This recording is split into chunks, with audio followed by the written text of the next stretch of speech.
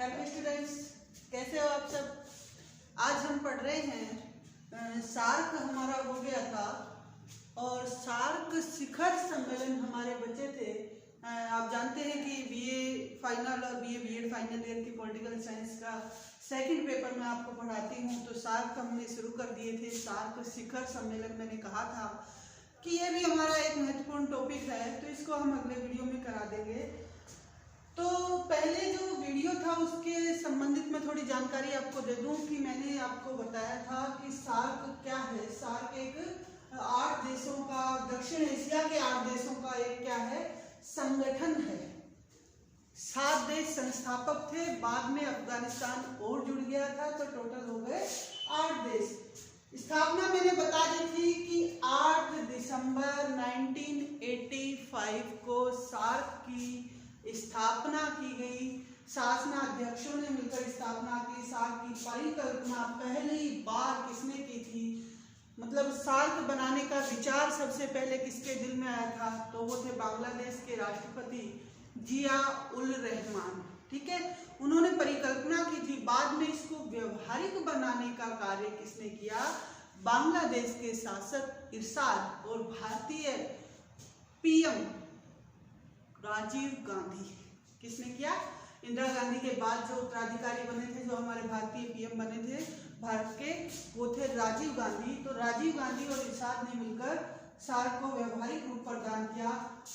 अब उसके बाद मैं आपको बताऊं कि सार्क की जो पहल थी वो 1984 में हो गई थी। मैंने आपको बताया था कि जो बांग्लादेश के शासक थे जिया-उल-रहमान, राष्ट्रपति जो थे, उन्होंने 77 से लेकर 80 तक जो भी भारत के पड़ोसी देश थे उन सब देशों में घूमे और उनकी समस्याओं का अध्ययन किया। और उनकी जो विदेश नीति थी, आर्थिक कारण थे, सामाजिक कारण थे कि इनका विकास क्यों नहीं हो पा रहा है, विकसित देशों की श्रेणी में क्यों नहीं आ पा रहे हैं, तो उन सारी समस्याओं का अध्ययन करके उन्होंने एक लेखा जोखा मसौदा तैयार किया। और फिर उन्होंने सार्क की स्थापना का फैसला किया था कि सार्क एक ऐसा संगठन होगा जिसमें सभी देश अपनी बात रख पाएंगे और अपने हित की बात कर पाएंगे, एक दूसरे देश के साथ अपनी समस्याओं का अध्ययन करेंगे और उन समस्याओं के सुझाव ढूंढ निकाले जाएंगे। और अंतर्राष्ट्रीय मंच पे जैसे कि यूएनओ है, तो वहां पर भी हम अपनी एकता का परिचय देंगे। तो पड़ोसी देश जो थे वो इसमें मिलके यहाँ पर साथ हुए थे। अब बताऊंगी कि सबसे पहले जब 1984 में इसकी पहल की गई थी तो इसका नाम सार्क नहीं था, मतलब SAARC नहीं था, बल्कि क्या था, SARC। सार्क ही रखा गया था 1984 में। बाद में 1985 में सार्क का प्रथम शिखर सम्मेलन, पहला जो शिखर सम्मेलन था, प्रथम शिखर सम्मेलन में यहाँ पे नहीं लिख रही हूँ, सॉरी, प्रथम शिखर सम्मेलन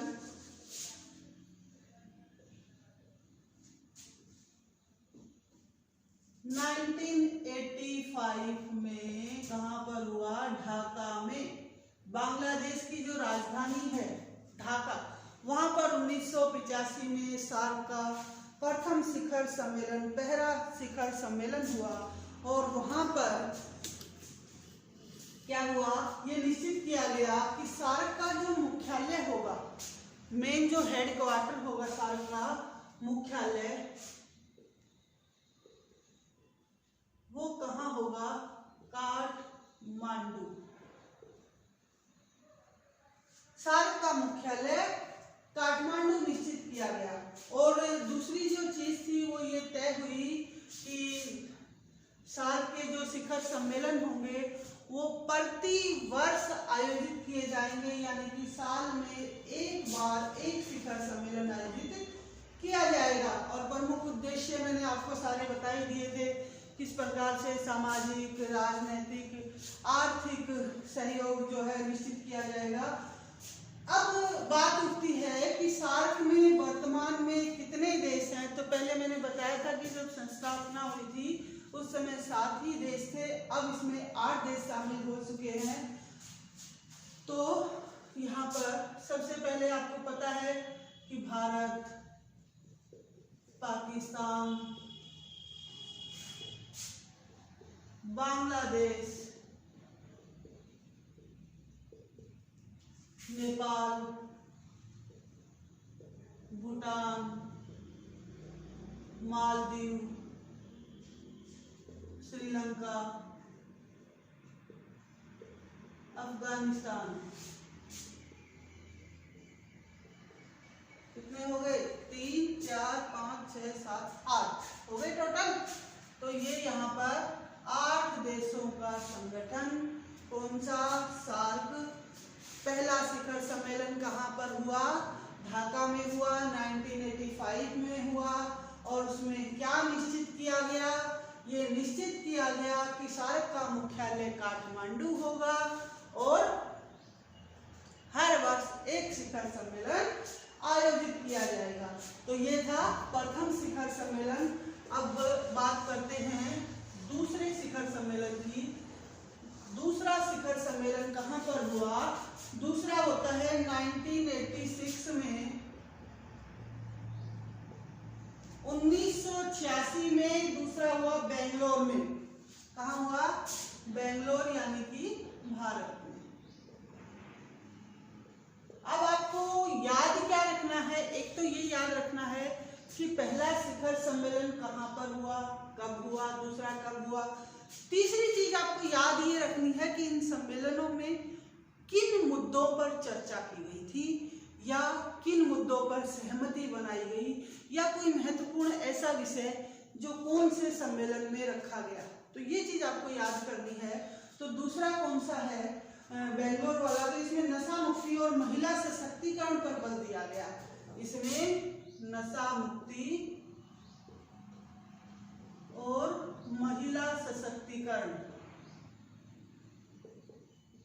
आपस में सभी देशों के बीच महिला सशक्तिकरण को बढ़ावा दिया जाए और नशा मुक्ति को बढ़ावा दिया जाए। अब तीसरा काठमांडू में हुआ 1987 में। काठमांडू जो कि मुख्यालय भी है इसका। तीसरा सम्मेलन काठमांडू 1987। इसमें कृषि के क्षेत्र के सहयोग पर बल दिया गया। खेती बाड़ी जो कृषि होती है कि सभी देश मिलकर अपनी इकोनॉमी को, अपनी आर्थिक व्यवस्था को सुधारने के लिए ज्यादा से ज्यादा खेती बाड़ी को बढ़ावा देंगे। अब चौथा शिखर सम्मेलन कब हुआ? 1988 में। 1988 में इस्लामाबाद। अब चौथा तो हम पाकिस्तान का ही करेंगे ना, इस्लामाबाद का। तो चौथा शिखर सम्मेलन 1988 में इस्लामाबाद में हुआ। इस सम्मेलन में भी नशा मुक्ति, महिला सशक्तिकरण आदि पर ही बल दिया गया। यही मुद्दे उठाए गए, ये तीनों ही। इसमें भी कोई खास ज्यादा चर्चा नहीं हुई। पांचवा शिखर सम्मेलन, अब अगले में क्या था? माले में 1990 में। अब यहाँ 89 में कोई नहीं हुआ है। ये माले पड़ता है मालदीव में। कहाँ पड़ेगा? मालदीव में। तो अब इसमें क्या हुआ? पांचवा जो 1990 का था माले में, इस सम्मेलन में आर्थिक सहयोग पर बल दिया गया। कोई ज्यादा खास चर्चा नहीं हुई, वही आर्थिक सहयोग पर। उसके बाद छठा शिखर सम्मेलन, छठा होता है कोलंबो में 1991 में।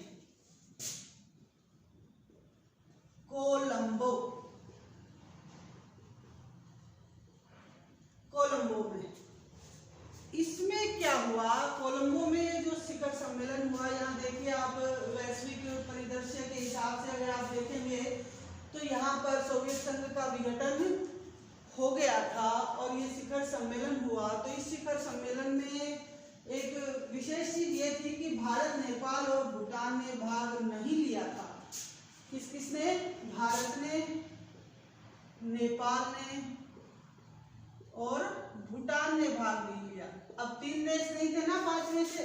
तो अब यहाँ पर इसको कहा गया मिनी सार्क शिखर सम्मेलन।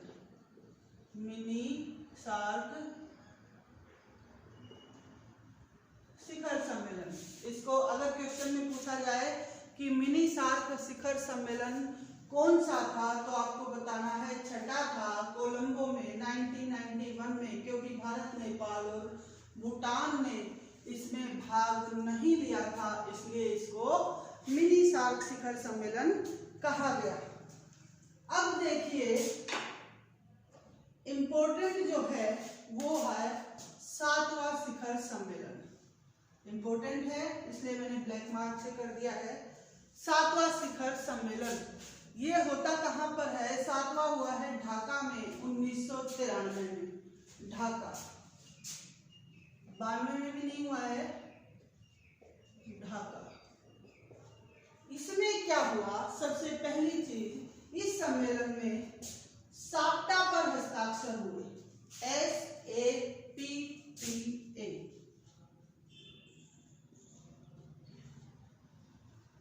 दक्षिण एशिया वरीयता व्यापार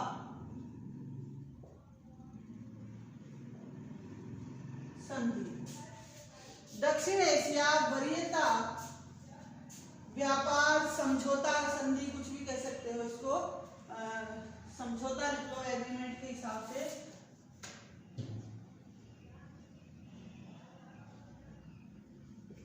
यहाँ देखिएगा अभी जो लेटेस्ट आपका फाइनल ईयर के अभी पेपर हुए हैं, कोरोना के कारण लेट हो गए थे, तो सितंबर में पेपर लगे हैं, उसमें फुल फॉर्म इसकी पूछी गई थी, किसकी? साप्टा की। तो ये छोटे छोटे क्वेश्चन यहाँ से ही पुटअप किए जाएंगे, इनके बीच में से ही, तो आपको पढ़ना अच्छे से है।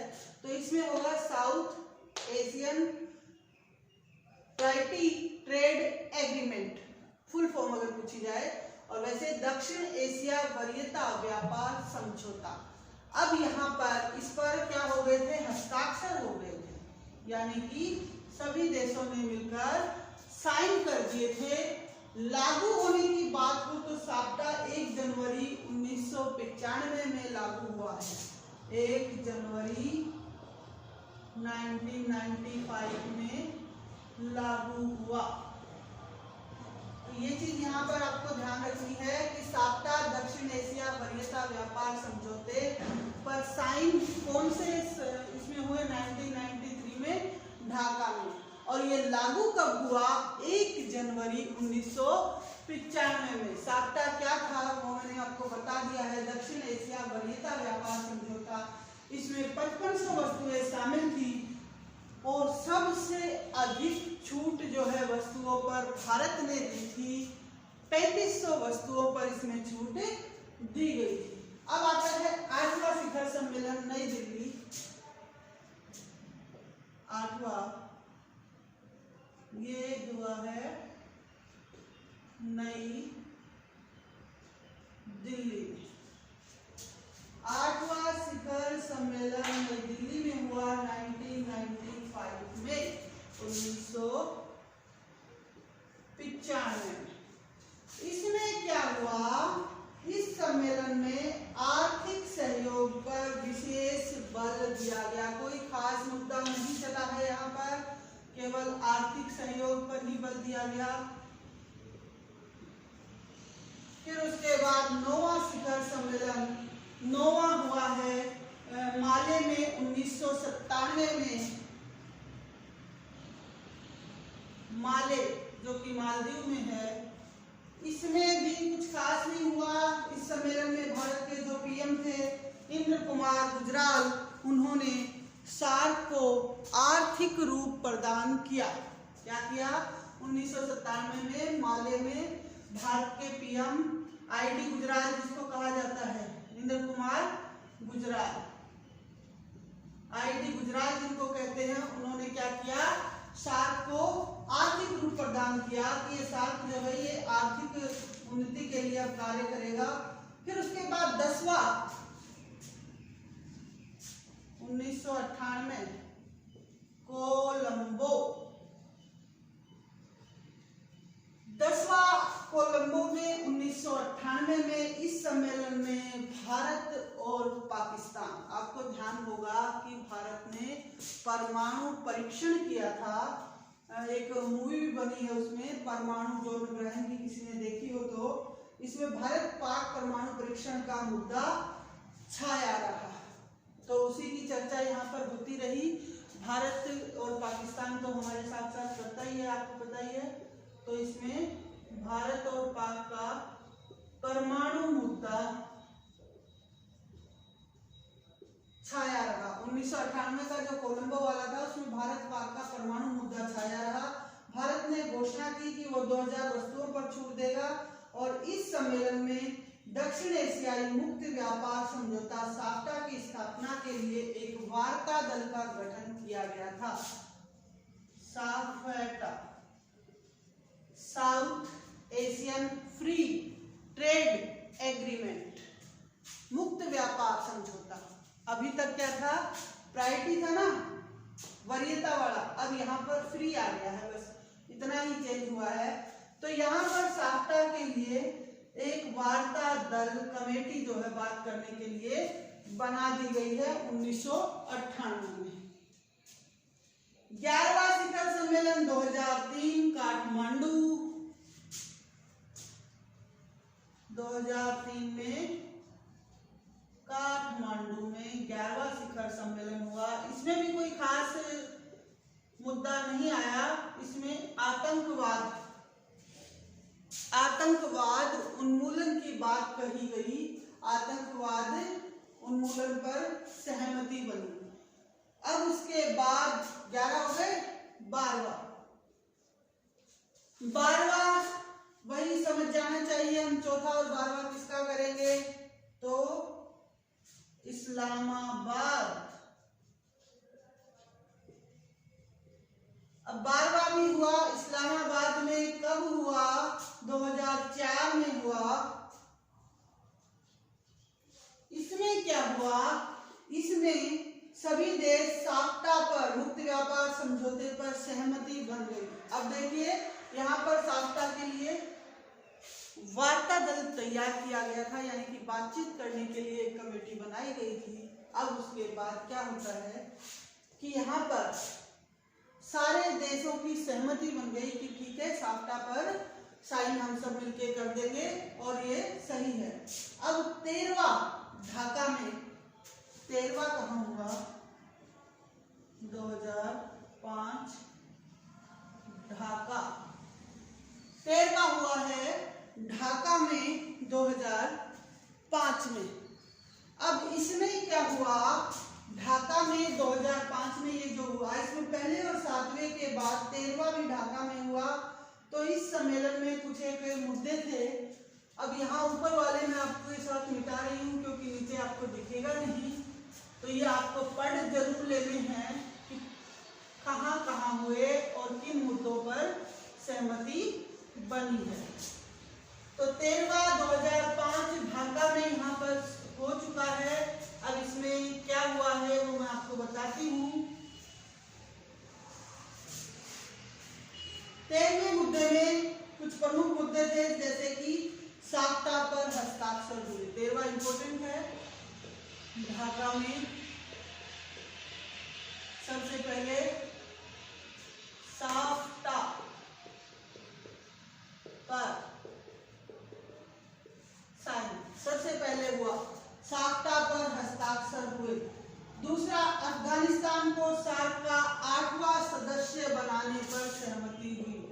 अफगानिस्तान को सार्क का 8वां, अभी तक 7 ही चल रहे थे, 8वां सदस्य बनाने पर सहमति हुई। तीसरा क्या हुआ कि चीन की जो सिल्क रोड नीति थी उसको विरोध किया गया। चीन ने कहा कि वो सार्क में बंदरगाह और आर्थिक केंद्रों की स्थापना करना चाहता है। देखिए एक छोटी सी चीज बताती हूँ कि चाइना में आपने पढ़ा भी होगा कि एक द्वीपमाला नीति है, उसके तहत भारत के जितने भी पड़ोसी देश हैं, पाकिस्तान है, नेपाल है, भूटान है, श्रीलंका है, तो इन सारे देशों में एक एक सैनिक अड्डा बना दिया है। अब चाइना तो ये कह रहा है कि ये मेरी क्या है, सिल्क रोड नीति है, यानी कि व्यापार के लिए मैंने रास्ता सुगम बनाने के लिए इन देशों में एक एक पॉइंट, एक एक प्लेटफॉर्म बनाया है, लेकिन हकीकत कुछ और ही है। कहा जाता है कि चीन जो है वो द्वीपमाला नीति के तहत भारत को चारों ओर से घेरने का प्रयास कर रहा है। तो यहाँ पर इसमें उसका विरोध किया गया था। अब आता है, अब एक चीज आपको ध्यान रखनी है कि साफ्टा पर हस्ताक्षर तो ये कब हुआ था? 2005 में। कि साफ्टा पर हस्ताक्षर तो 2005 में हुए, लेकिन ये 1 जनवरी 2006 से लागू होना शुरू हुआ। बहुत इंपॉर्टेंट है साफ्टा। सबसे पहले आपको ध्यान रखना है साफ्टा है क्या? दक्षिण एशिया मुक्त व्यापार समझौता। जितने भी दक्षिण एशिया के 8 देशों के संगठन हैं वो इसमें बिना टैक्स के आपस में एक दूसरे के साथ व्यापार कर सकेंगे फ्री होकर। तो इसमें क्या हुआ? साफ्टा पर साइन 2005 में हुए, लागू 1 जनवरी 2006 से हुआ। अगर 5 नंबर के क्वेश्चन में आ जाए कि साफ्टा क्या है, तो ये आपको पूरी रामायण इसकी लिखनी होगी। 1 जनवरी 2006 को लागू होना शुरू हुआ और ये तय किया गया कि 2016 तक पूर्ण रूप से लागू हो जाएगा, पूरी तरह से लागू हो जाएगा। अब इसको लागू करने के लिए भी कैटेगरी डिवाइड की गई थी। वो किस प्रकार थी? सबसे पहले इसमें सदस्य राष्ट्रों को 2 भागों में बांटा गया था। जो भी इसके सदस्य देश थे उनको 2 भागों में बांटा गया। अल्प विकसित राष्ट्र, अल्प विकसित राष्ट्र यानी कि LDC इनको बोला गया, लोअर डेवलपमेंट कंट्रीज। अल्प विकसित राष्ट्र, इसमें 5 राष्ट्र शामिल थे: नेपाल, भूटान, बांग्लादेश, मालदीव और अफगानिस्तान। नेपाल, भूटान, बांग्लादेश, अफगानिस्तान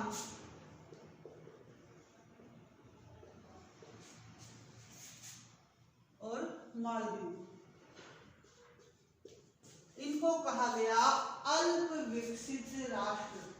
तो ये LDC राष्ट्र थे। दूसरे आए गैर अल्प विकसित राष्ट्र।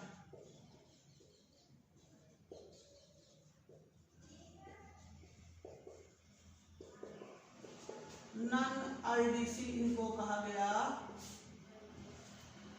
गैर अल्प विकसित राष्ट्र। इसमें भारत, पाकिस्तान और श्रीलंका शामिल थे। 5 तो ये आगे थे, 3 बचे हैं, तो ये तीनों इसमें आ जाएंगे, भारत, पाकिस्तान और श्रीलंका, जिनका थोड़ा बहुत विकास हुआ है।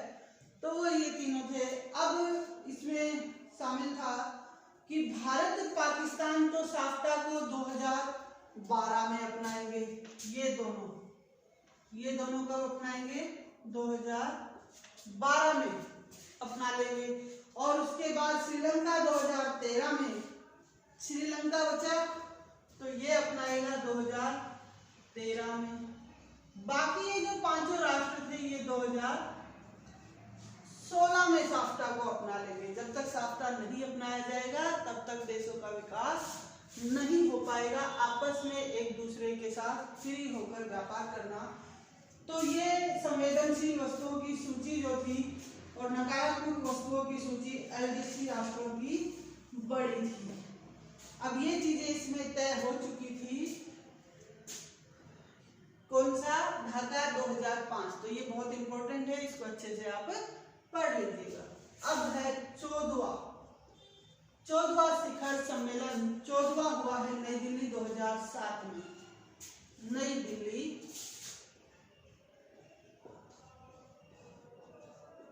2007 में। नई दिल्ली 2007 में 14वां शिखर सम्मेलन शुरू होता है। अब इसमें क्या हुआ? ये वीडियो थोड़ा सा लंबा हो जाएगा, तो इसी के बाद नेक्स्ट वीडियो डाल रही हूँ, उसमें मैं 14वें शिखर सम्मेलन पे चर्चा करते हैं। तब तक के लिए धन्यवाद।